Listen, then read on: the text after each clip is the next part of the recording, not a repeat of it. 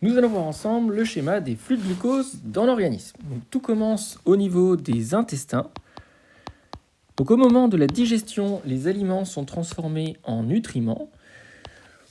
Des sucres sont donc transformés en glucose. Dans la lumière de l'intestin, il y a beaucoup de molécules de glucose. Notre cellule intestinale absorbe ce glucose grâce à ses nombreuses microvillosités.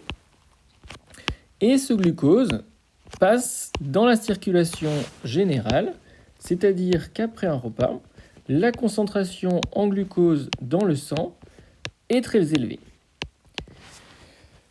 Des cellules du foie et du muscle vont ainsi pouvoir récupérer ce glucose pour constituer des réserves, et c'est ce que nous allons schématiser maintenant.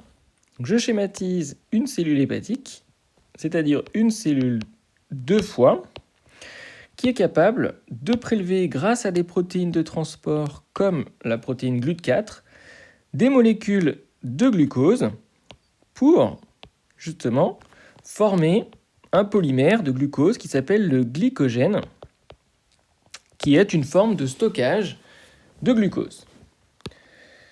Maintenant, je vous schématise une cellule musculaire.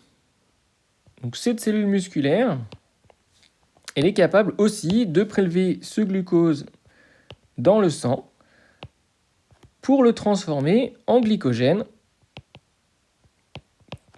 donc qui permet de faire des réserves pour avoir justement de l'énergie pour la contraction des cellules musculaires.